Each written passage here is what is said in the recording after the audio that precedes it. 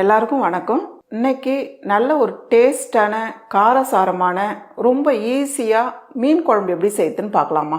இப்போ ஒரு மிக்ஸி ஜாரில் 100 கிராமுக்கு சின்ன வெங்காயம் எடுத்து தோல் எடுத்து வச்சுருக்கேன். இதை சேர்த்துடலாம். இது கூடவே 1.5 டீஸ்பூன் அளவுக்கு மிளகு சேர்த்துடலாம். 1 டீஸ்பூன் ஜீரகம் சேர்த்துடலாம். இதெல்லாம் சேர்த்து ரொம்ப நைஸாக அரைக்காதீங்க, கொரகொரப்பாக ஒன்றும் பாதியமாக அரைச்சி எடுத்துக்கலாம். மீன் குழம்பு வைக்கிறதுக்கு கொஞ்சம் அகலமான பாத்திரமாக வச்சுக்கோங்க, இல்லைன்னா கடாயில் கூட மீன் குழம்பு வச்சுக்கலாம். ரொம்ப இடுக்கமாக வச்சோமா மீன் போடும் போது மீன் உடையும். பாத்திரம் சூடானதும் 3 டேபிள் ஸ்பூன் அளவுக்கு நல்லெண்ணெய் எடுத்து வச்சுருக்கேன். இதை சேர்த்துடலாம். எண்ணெய் சூடானதும் 1/2 டீஸ்பூன் அளவுக்கு வெந்தயம் சேர்த்துடலாம். கூடவே 1/2 டீஸ்பூன் அளவுக்கு கடுகும் சேர்த்துடலாம். இது ரெண்டும் சேர்த்து நல்லா வெடிக்கட்டும். பாருங்கள், கடுகு நல்லா வெடிச்சிடுச்சு. அதே போல் வெந்தயம் நல்லா செவந்து வந்திருக்கு பாருங்கள். அப்போ தான் நல்லா வாசனையாக இருக்கும் குழம்பு. கூடவே 2 பெரிய வெங்காயம் எடுத்து பொடியை நறுக்கியிருக்கேன். இதையும் சேர்த்துடலாம். இது கூடவே ஒரு 50 கிராம் அளவுக்கு பூண்டு எடுத்து தோல் எடுத்து வச்சுருக்கேன். சின்ன சின்ன பூண்டாக இருந்தால் அப்படியே சேர்த்துருங்க. பெரிய பூண்டாக இருந்தால் இதை போல் நச்சு வச்சுக்குங்க. பூண்டு சேர்த்திங்கன்னா குழம்பு ரொம்ப நல்லா இருக்கும். உங்களுக்கு ரொம்ப கம்மியாக செய்கிறவங்களா இருந்தால் பூண்டு நீங்கள் குறைச்சிக்கலாம். இது ரெண்டும் சேர்த்து ஃபஸ்ட்டு நல்லா வதக்கிடுங்க. பூண்டும் வெங்காயமும் இந்த அளவுக்கு வதங்கி வர டைமில் நம்ம அரைச்சி வச்சுருக்க சின்ன வெங்காயம் பேஸ்ட்டு இதை சேர்த்துடலாம். இது கூடவே தேவையான அளவு கறிவேப்பிலை சேர்த்துக்கலாம். இதையும் சேர்த்து ஓரளவுக்கு நல்லா வதக்கிடுங்க. பாருங்கள், சின்ன வெங்காயம் சேர்த்து ஓரளவுக்கு வதங்கிட்டு இது கூடவே 3 மீடியமான தக்காளி எடுத்து பேஸ்ட் பண்ணி வச்சுருக்கேன். இதுவும் ஒன்றும் பாதியமாக தான் அரைச்சி வச்சுருக்கேன். பாருங்கள், ஊற்றும் போதே உங்களுக்கு தெரியும். தக்காளி பேஸ்ட்டு சேர்த்து நல்லா வதக்கிடுங்க. பச்சை வாசனை இல்லாத அளவுக்கு வதக்கிடுங்க. பாருங்கம்மா, வெங்காயம் தக்காளி இந்த அளவுக்கு நல்லா வதங்கி வரணும். நமக்கு பார்க்கும் போதே தெரியும் வெங்காயம் தக்காளி நல்லா வதங்கி இந்த எண்ணெய் நல்லா தனியாக வந்துடும் திரிஞ்சு. அப்போ தான் மீன் குழம்போட டேஸ்ட்டும் ரொம்ப நல்லாயிருக்கும். வெங்காயம் தக்காளி சரியாக வதங்கலனாலே அந்த பச்சை வாசனை வரும். அதே போல் வெங்காயம் நறுக்குன்னு இருக்கும். அடுப்பத்தையே குறைச்சி வச்சுட்டு நம்ம மசாலா சேர்த்துக்கலாம். 1.5 டேபிள் ஸ்பூன் வெறும் மிளகாய் தூள் சேர்த்துக்கலாம். நீங்கள் வீட்டில் அரைச்சி வச்சுருக்க குழம்பு மிளகாய் தூளாக இருந்தால் வெறும் அதை மட்டும் சேர்த்தாலே போதும். தனித்தனியாக சேர்க்குறவங்களா இருந்தால் இதை போல் சேர்த்துக்கணும். எல்லாமே தனித்தனியாக சேர்த்துக்கணும். 2 டீஸ்பூன் அளவுக்கு மல்லித்தூள் சேர்த்துடலாம். கொஞ்சமாக 1/4 டீஸ்பூன் அளவுக்கு மஞ்சள் பொடி, 1/4 டீஸ்பூன் அளவுக்கு ஜீரகத்தூள் சேர்த்துக்கலாம். அதாவது வீட்டு மிளகாய் தூள் இதுதான்.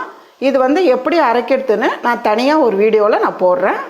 இதுலேருந்து கொஞ்சமாக 1 டீஸ்பூன் அளவுக்கு நான் சேர்த்துட்றேன்.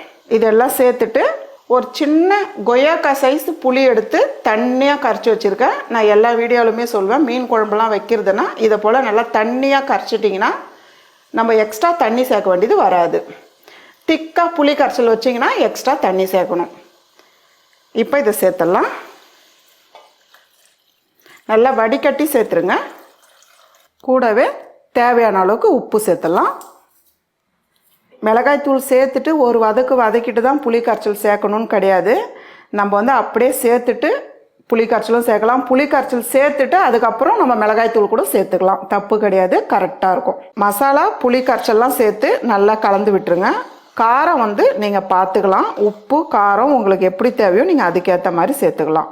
இதுக்கு மேலே தண்ணி சேர்க்காதீங்கம்மா. நான் புளி கரைச்சல் ஏற்கனவே தண்ணியாக தான் கரைச்சி வச்சுருக்கேன்.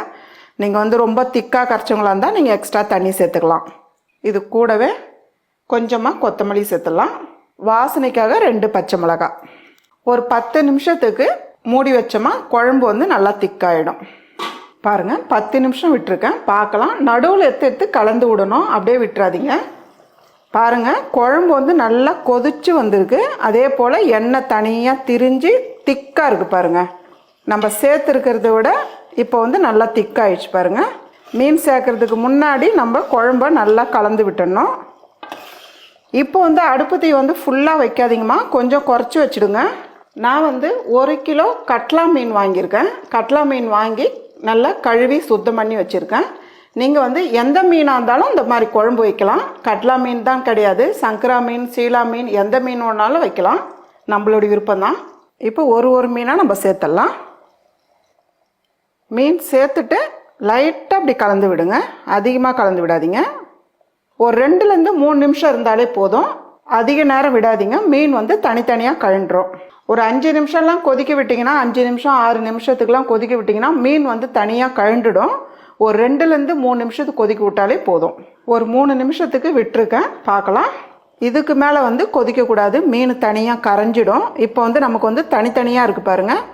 மீன் சேர்க்குறதுக்கு முன்னாடி குழம்ப நல்லா கலந்துட்டு அதுக்கப்புறம் மீன் சேர்க்கணும். மீன் சேர்த்ததுக்கப்புறம் நல்லா கலந்து விட்டால் மீன் வந்து உடையும். மேலவே கொஞ்சமாக கொத்தமல்லி.